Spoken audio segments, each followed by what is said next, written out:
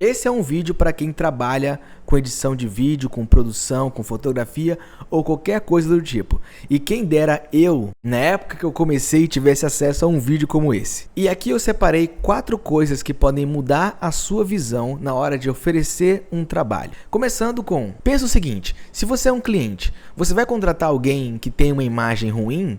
Você vai contratar alguém que faz uma edição muito simples ou uma fotografia muito básica? A resposta é, depende. E em alguns casos, sim, você vai. Vou dar um exemplo para você. Story makers, essas pessoas que gravam stories de um evento que vai acontecer.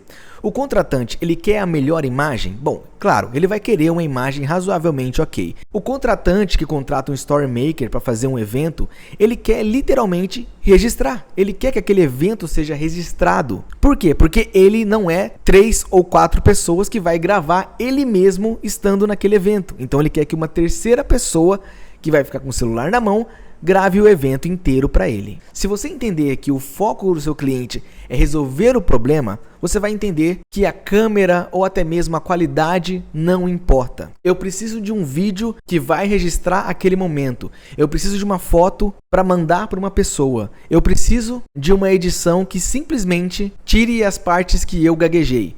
Então são problemas que você vai resolver.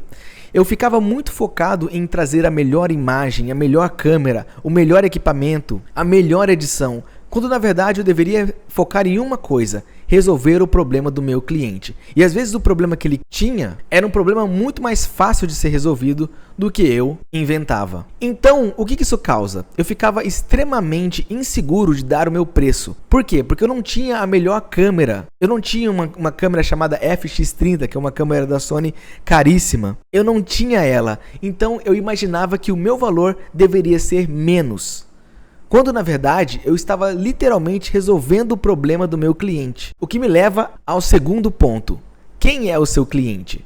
Agora que descobrimos que você precisa resolver o problema, qual é o problema que o seu cliente tem? Você precisa entender o que é aquele cliente e colocá-lo numa caixinha. Por quê? Porque muitas das vezes ele não vai saber explicar o que ele quer. Você tem que literalmente identificar quem é aquele personagem que está te contratando. Você tem que identificar o que ele quer. E para isso você vai categorizar os seus clientes. Você vai colocar em caixinhas separadas. Bom, esse cara ele quer uma imagem melhor. Esse cara ele quer literalmente melhorar as visualizações lá do seu canal no YouTube. Esse outro ele quer imagens interessantes para que ele possa vender o seu peixe melhor. Bom, você vai entender, identificar esse cliente e colocar nas caixinhas certas. Então você vai cobrar o valor certo de cada cliente. Então o que eu faria se eu fosse você? Aprimoraria esse pressentimento de quem é o seu cliente. Em terceiro lugar, é o nicho. Olha, eu não sabia disso quando eu comecei e eu acho que eu patinei durante muitos anos na minha vida.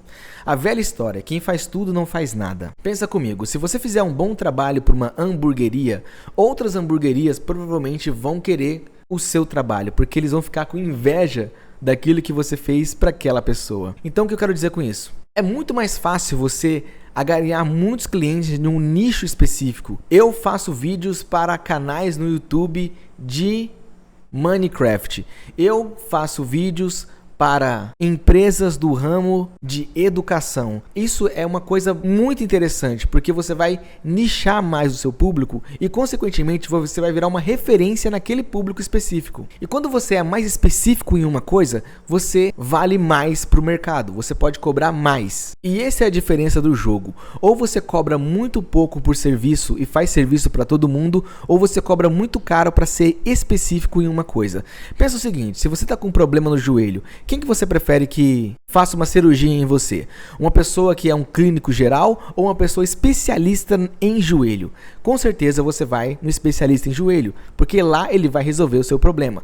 Portanto, é muito mais interessante. É claro, o especialista em joelho ele é mais caro do que o clínico geral, mas é exatamente por isso que você vai nele. Então, se uma pessoa está começando na área de edição de vídeo, por exemplo, eu me aperfeiçoaria em uma área específica. Eu seria expert naquela área e, consequentemente, com o passar dos anos, eu ia cobrando cada vez mais caro, porque iriam chegar cada vez mais clientes querendo essa experiência na área que eu tenho. Esse foi um erro muito grande que eu cometi. Durante muito tempo eu fiquei pegando todo todos os tipos de trabalho.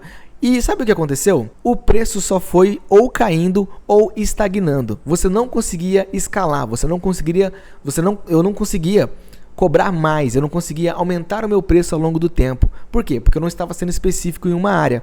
Então, se você estudar e pegar clientes durante um ano somente focado em um tipo de público, você vai começar a aumentar o seu valor naquele público específico. Em quarto lugar e último, muitos de nós acabam ficando muito presos na qualidade de vídeo e de imagem. Acaba comprando vários cursos de edição de vídeo, de produção de vídeo, de fotografia. E isso é uma coisa muito boa. Claro, você se profissionalizar é extremamente importante, mas eu acho que a gente acaba ignorando uma outra parte. É a parte de jogo social, que é você conhecer pessoas, você interagir com essas pessoas, você mostrar que você é uma pessoa que sabe fazer aquele tipo de conteúdo que ela precisa e estar nos lugares certos com as pessoas certas. Concorda comigo que se você vender para uma pessoa rica é muito mais fácil do que você vender para uma pessoa que não tem aquele valor?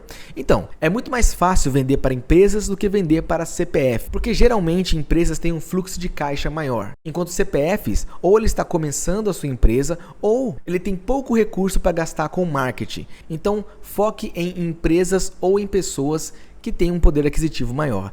Aí você fala, como é que eu vou chegar nessas pessoas? Aí que entra o network pessoal, o branding pessoal, que é você estar em reuniões, estar em lugares, estar em empresas, fazer contato com essas pessoas. Eu iria em reuniões de empresários, eu iria em eventos para tentar achar essas pessoas certas e me conectaria com essas pessoas. Ao invés de esperar o cliente vir até mim, eu iria direto na fonte do cliente. Você concorda comigo que é muito mais fácil você contratar uma pessoa que você conhece do que uma pessoa que acabou de entrar no seu Instagram e mandar uma mensagem para você dizendo que tem a chave milagrosa para resolver o problema da sua empresa? Aliás, essa é uma dica bônus. Nunca entre no Instagram das empresas e fale dos seus serviços. Geralmente, isso nunca dá certo. Você não passa credibilidade e ainda vai se frustrar muito. Bom, eu só raspei aí a superfície de tudo que eu sei sobre como vender vídeos, vender serviços, vender trabalhos para clientes. Isso é só uma raspa de tudo que eu sei e de tudo que eu aprendi fazendo quase 10 mil reais por mês